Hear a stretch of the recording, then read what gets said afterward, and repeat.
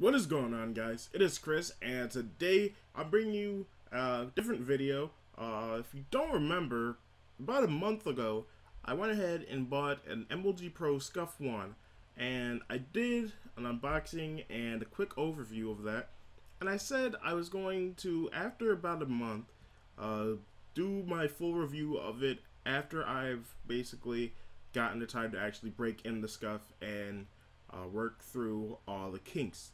So, it's been a month, so we're going to get right into this. As you can see, I have my Scuf right here. I actually pressed a button that I shouldn't have. So, this is my Scuf. It's different from the Scuf that I started out with. What I did, I got, actually, let me find it right here. I have, this is the sticks that came with my Scuf. This is the, I dropped it. This is the domed medium Scuf stick, and I got this on both of my thumbsticks, on my left and right.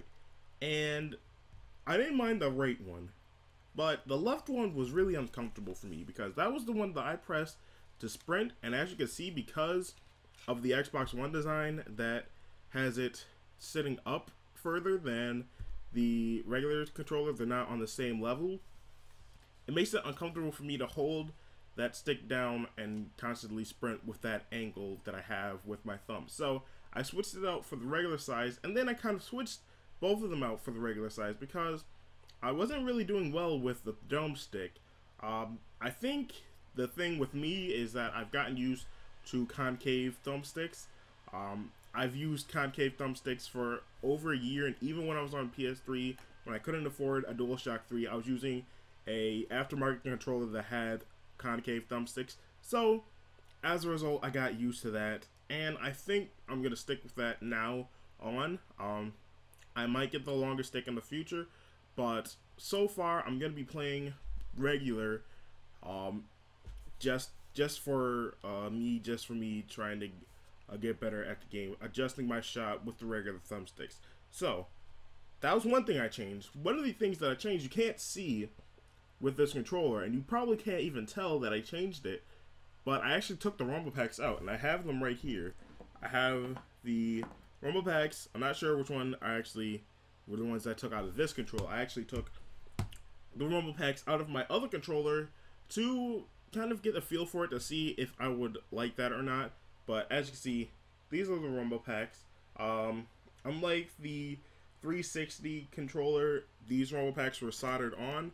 It kind of sucks because if somebody was trying to disassemble the controller, they would have to take the, if they wanted to put those back in, they would have to resolder them back on. So those were the actual rumbles, and actually I have the trigger rumbles right here, as you can see here, and I actually like having them out because it makes disassembling the controller a lot easier. It's kind of a pain having to deal with those cords hanging around, but that was the only thing I really changed with my controller. So the controller is much lighter, and I'm actually surprised of the weight that taking the rumble packs cut out did.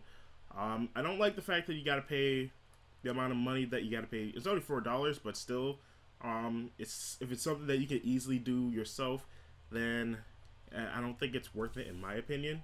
But if that's something that you're looking for in getting your Scuf, I would recommend it because I actually think that this would make it. The reason why I took the rumble packs out is because I kind of feel like my hands get sore after playing long game sessions with this controller. So I took it out, and I'm gonna see how well it does. See if my hands still get sore quickly, or if I'm able to play a little longer with this controller. So that's what I did there. Main review, external quality is amazing. I really like the feel of it, especially I like the feel of the paint. They did a really good job with the paint job. I noticed when they did the controller that you can still see some of the black from the actual controller because they use the OEM shells. They don't buy their shells from China, minus some other parts that I'll mention later, but the shell, it kind of gives it a nice effect with the shell. It kind of gives it like a shadow overlay. I don't know what to call it, but it added a little bit of effect with the controller with the white with the black sides. Actually trying to paint the sides of this is actually hard, so I can see why they were like that. So I don't really mind it at all anymore. But other than that, the only gripe that I had with the painting of the controller was on the inside thumbsticks, especially on the right one, because I move this around and anything that bumps into it, I feel it, and it just is another thing that takes my mind off the game and makes me focus on the controller, which is something that I don't want to have to do, especially when I'm in a game where having that level of focus is really needed. So that's with that. The paddles, I mentioned, I don't know if I actually mentioned this though, but I mentioned when I was holding the controller, I had like a contorted grip to it. I couldn't figure out like what I was going to do, if I was actually gripping the paddles or what I was doing there, or actually if I was just holding the paddles by the actual ends, just pressing it down by there. But I kind of figured out what I'm gonna do with it, and I kind of just leave my fingers kind of resting over it like this. Show you. So my fingers are really like resting over the paddles, and that is the actual best way that I can actually work these paddles, because I just press them to the side, which is the reason why they made the sidewinder paddles, because people were used to pressing the paddles to the side and they were breaking, all a bunch of other stuff.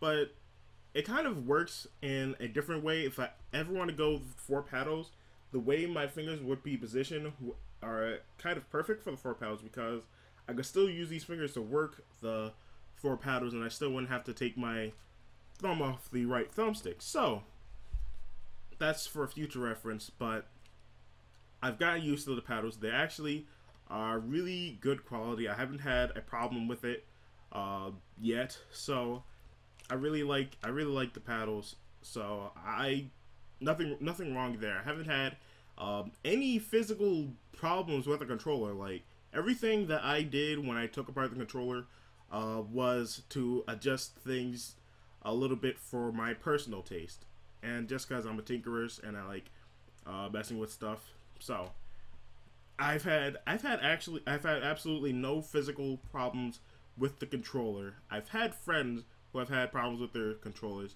All I can say is it sucks for that. Like, it's all situational. It isn't to say that Scuf sucks.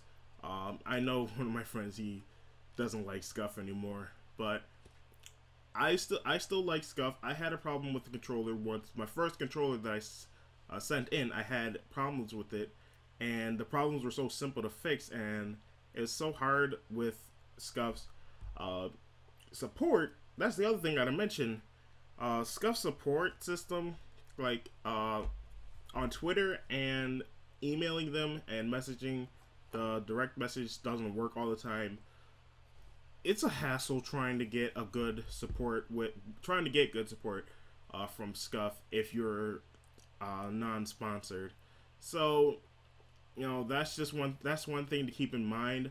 Besides that, I really think that the Scuf controller is one of the better alternatives for a tournament style controller with the buttons on the back, if that was something that you were looking for.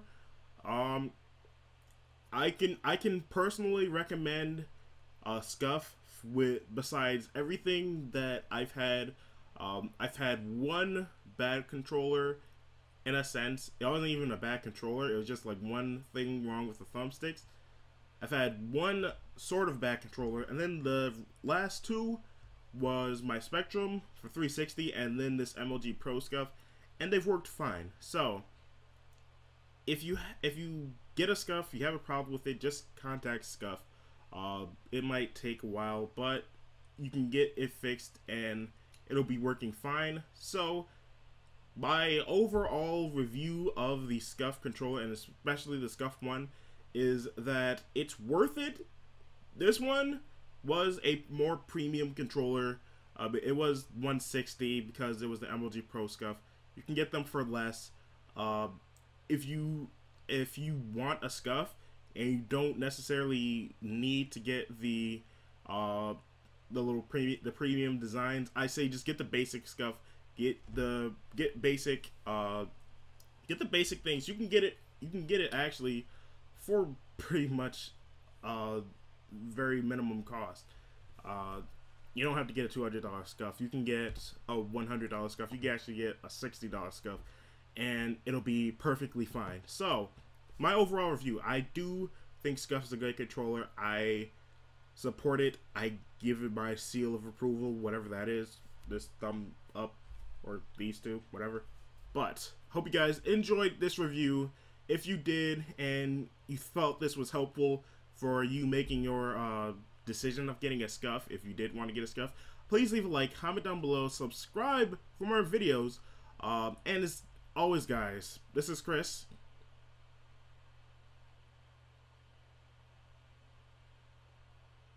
and I'll see you later.